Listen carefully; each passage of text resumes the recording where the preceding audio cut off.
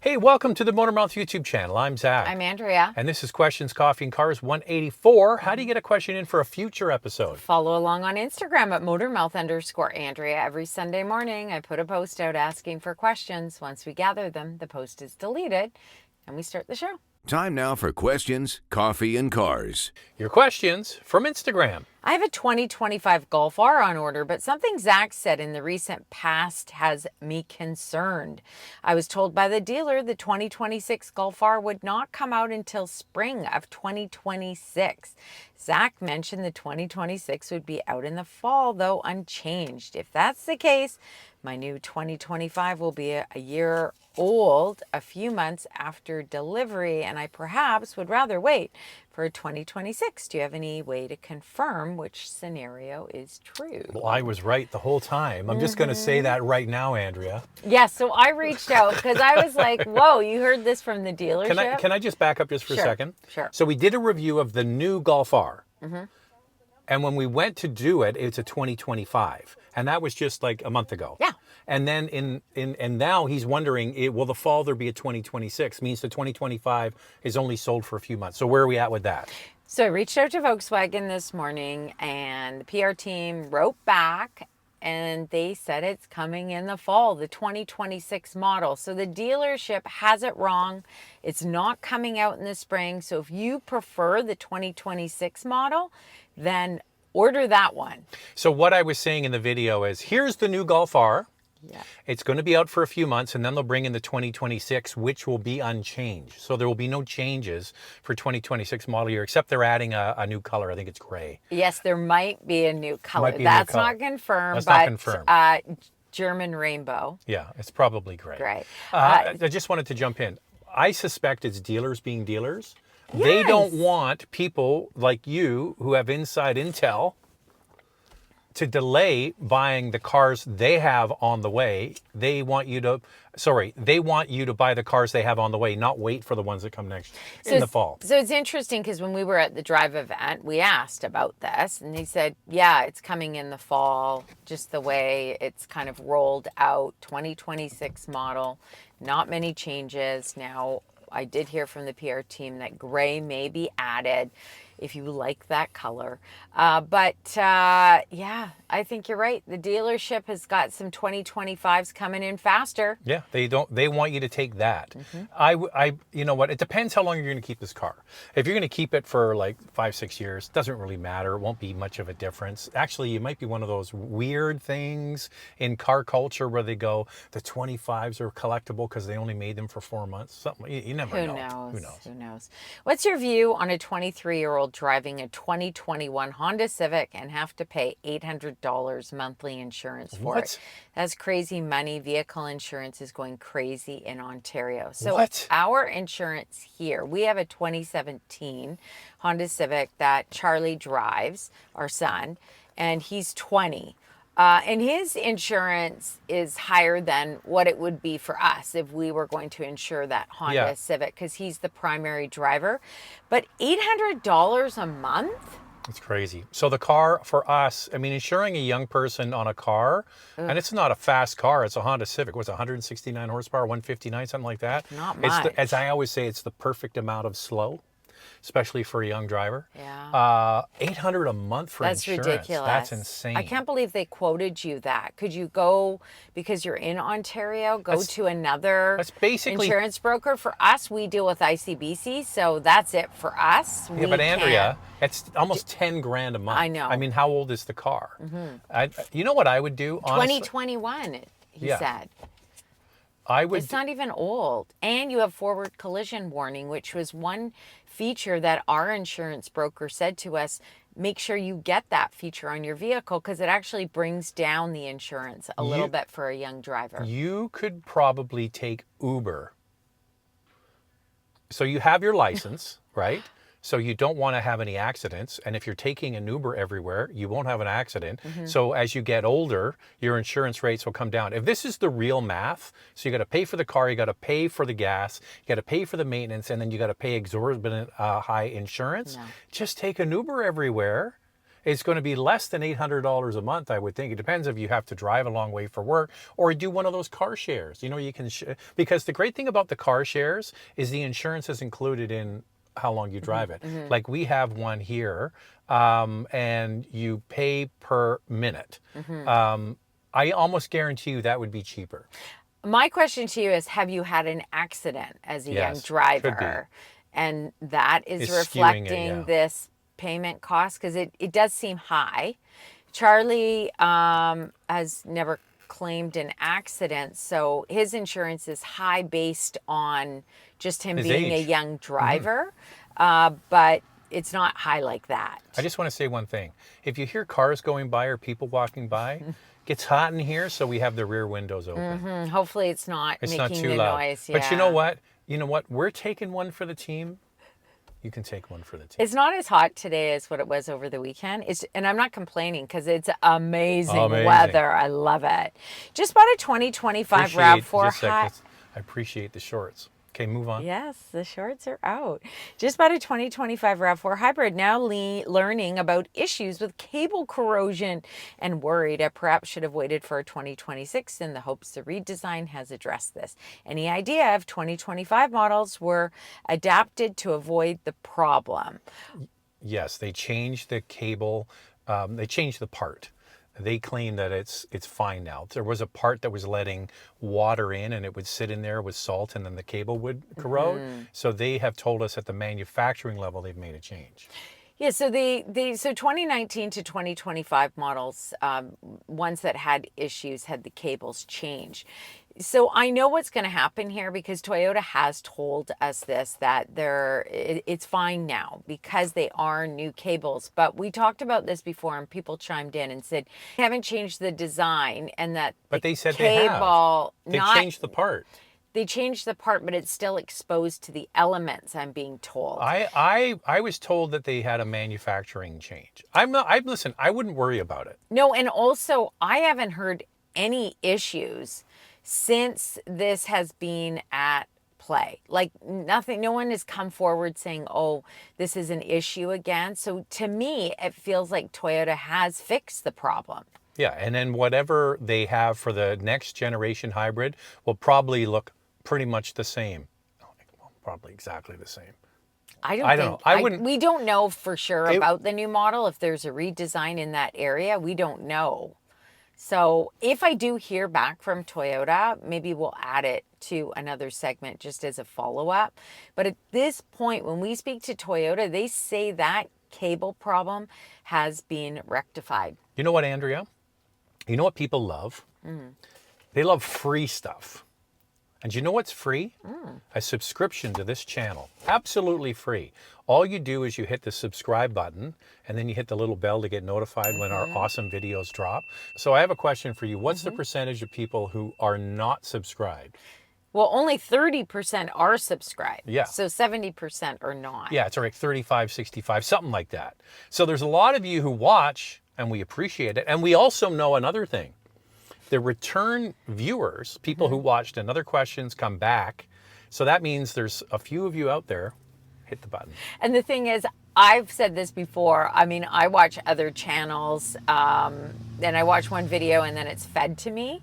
And so I haven't subscribed either. And then I realized, gee, I should really subscribe because Google, when you watch one video, as you guys all know, They'll feed you and it. you like it and you watch a second one, they're going to keep feeding you the same stuff. So But the subscription helps. It does help us. I currently own an XC90 and looking for a second car that's more for regular day-to-day run around or going to downtown once or twice a month. I've been looking around and narrowed it down to the Equinox EVLT all-wheel drive and Polestar 2 rear-wheel drive. I've driven the Equinox and liked it a lot for the price it offers. Wondering if you could point out some differences. I looked at the lease prices on both and it's $710 versus $749, so not a huge difference. Based on your recent QCC video, you guys mentioned insurance is really high on EVs. Would it make sense to get a plug-in hybrid instead? Well, you have to basically do what you think is best for you when it comes to insurance. I would ask your broker, what's the fee on each one, right? Yeah. I would see, basically you're right. There's not a huge difference between the two. Obviously the real standout is rear wheel drive for Polestar versus all wheel drive that you're talking about for Equinox. But when you look at the power, they're about the same. When you look at the range, they're pretty close. So you have to decide which one you just prefer more. I just didn't love the center console sitting up so high in the Polestar, and there was only one cup holder from what I remember. Unless they changed that, but I don't think so. I think the Equinox is really well designed. I think that there's really good value. That is made in Mexico. The Polestar is made in China. I'm not sure if they've changed their where they're made and bringing them from Europe, but the ones that we've had until recently were all made in China. So that might come into your calculation whether you want to support the NAFTA or you want to support a car made in China.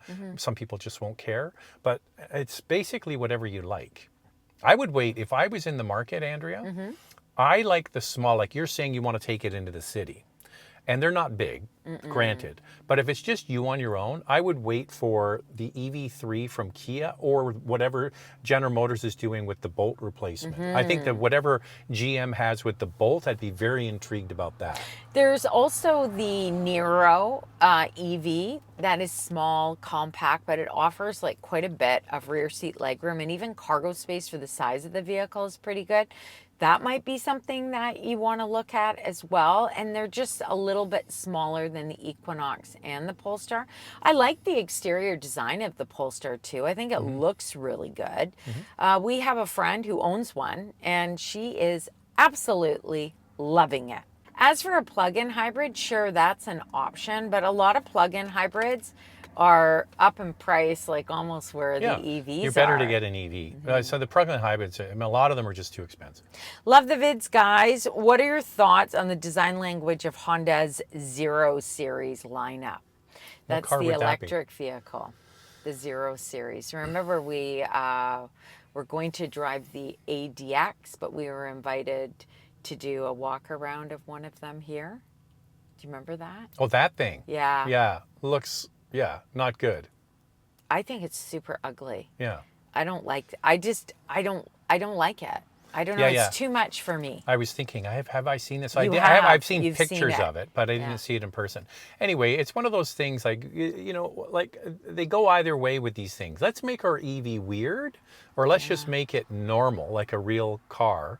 I'm more on the, I like my car to be kind of normal with real door handles and not look like a frog, but there you go.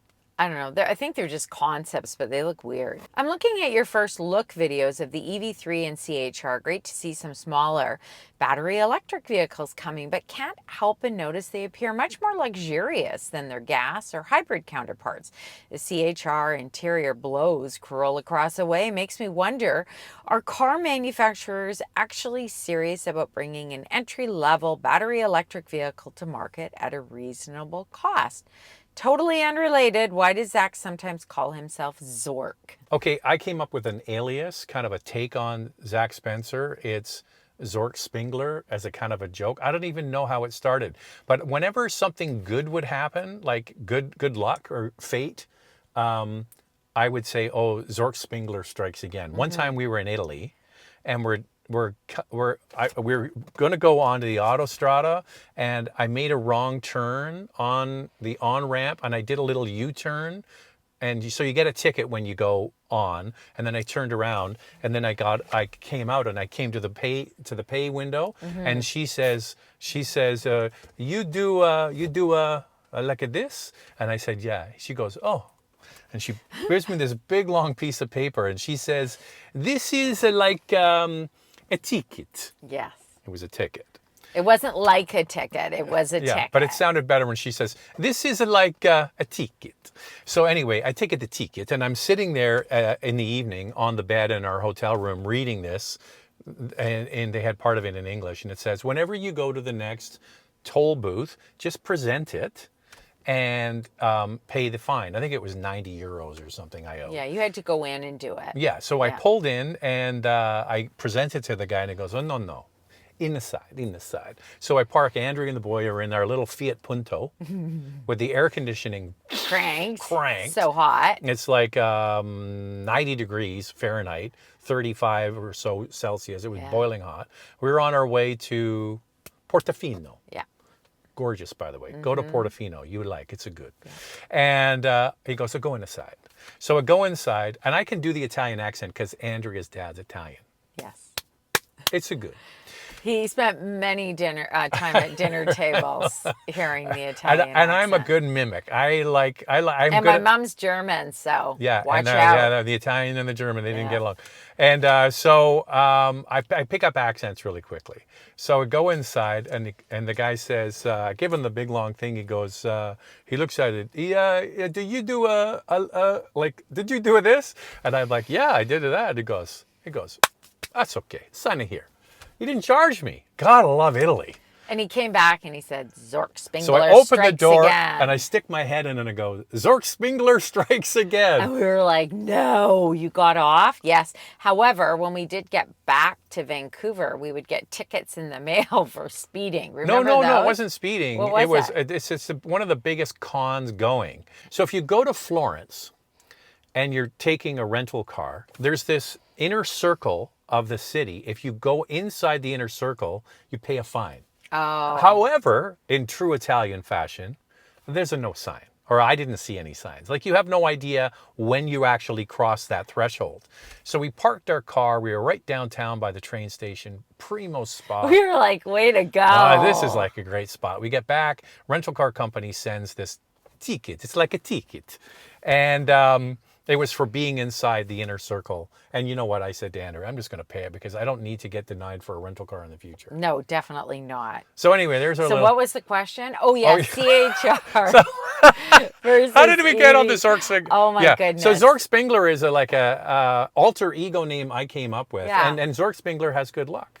And, right, Andrea? Right. And also... And Drea, and you're Drea. And I'm Drea. And that was a nickname that one of our... son's friends. Yeah, son's friends came up with, because my whole life it was always Andrea. Nobody ever really abbreviated it. Nobody could figure out something, and I didn't like Andy, being called Andy, so it was Andrea. And then they came up with Drea, and I was like, I like it. That's very cool. As for the EV3 and CHR, you aren't wrong with these electric vehicles, and I think that these manufacturers actually need to put more stuff in them to move them. We have spoken to manufacturers, because some of you say, well, why can't they come out with a little electric vehicle? The problem with it is that, this is what we've been told, is that they are too costly to produce, because you're still dealing with a larger battery. A battery costs what a battery costs. It doesn't matter if the vehicle is smaller. In the North American market, they are expecting certain range, certain power, and it's just too expensive for them to make. So I think EV3 is really your smallest that they're going to come up with. I also believe it's competition. In jurisdictions, these cars aren't just sold here, they're sold around the world. So this CHR is going to be Toyota's answer to less expensive Chinese built and made EVs. And the EV3 is certainly that, and it's the #1 selling EV for the first quarter of 2025. I haven't had the second quarter update. We'll get it at the end of this month.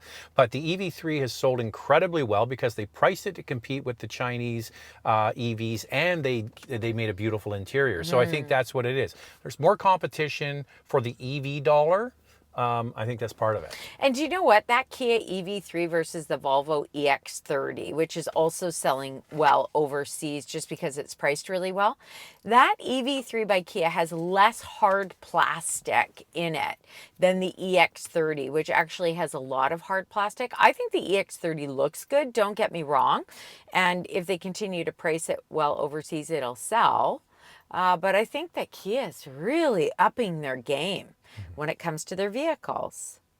When are we expecting the prices of the new RAV4 to come out? Any tentative month? Well, that's all mixed up too, because basically they're saying, Toyota's saying that the RAV4, the brand new one, was supposed to come out towards the end of this year or fall. But then we got word that there's a delay and it's probably not going to come until the beginning of 2026. If you look at their press release for that 2026 model year, it states that pricing will be announced closer to on sale date. That doesn't mean it's not coming at the end of this month, at the end of the year, but I would not expect any pricing. My gut is November. I have been at press launches where there's still no pricing.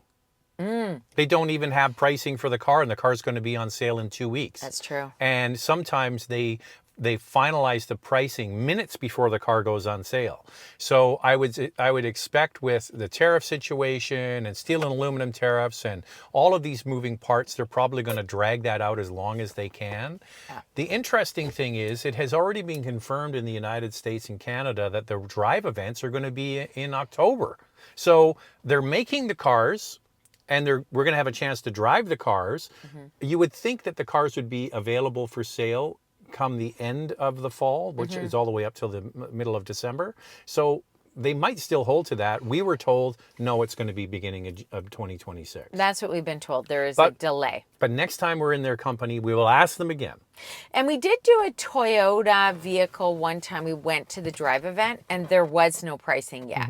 So it is possible that they will do this drive event and there will be no pricing attached. We've I almost had that guarantee before. it. They'll say pricing will be announced closer to the on sale date. Sometimes it's literally hours before. Okay, let's do one more just because it's on the RAV4 You want another story? You want a story about our trip to Italy? No, they want to know. Because I'm actually daydreaming about sitting with Andrea and I in Portofino, eating a beautiful pizza pie. And I also love Spain. Spain is wonderful too.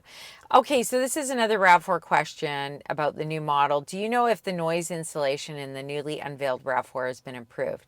I had a 2022 RAV4 Hybrid XSE, but I sold it after 1 year. I loved everything about the car except the unbearable level of noise, intrusion into the cabin, road noise at highway speeds. Anyway, you know what? We have no idea. You should have driven the gas model first, because then you would have gotten in the hybrid and you would have been like, wow, this is quiet. But you're right. Just turn the radio up. But you're right. I don't know. It's quite interesting to us that this is the best-selling car for the reasons that are obvious. Toyota is a brand people trust. The hybrids deliver great fuel economy. They have great resale value, all that kind of stuff. All the Toyota stuff they've got nailed down. It's not because they make the best SUV. The interior is kind of frumpy. It's not very quiet. They actually have good value, though. That's one thing. They have good pricing. Resale value. No, resale value also to buy them new. There's a lot of different trims in there. So they do a lot of things right, but they're falling behind when it comes to some of the other cars that are available in that space. So we have to wait until we drive it because we just don't know. We don't know. Can't say. We just don't know. Okay, well, that's it for us. Follow along on Instagram if you want to get a question in at motormouth_Andrea. Every Sunday morning, I put a post up. It's only up for a short time because these questions come in fast and furiously. We can't even get to them all most of the time. So that's it. It's done. That's it. It's finito. It is finito today.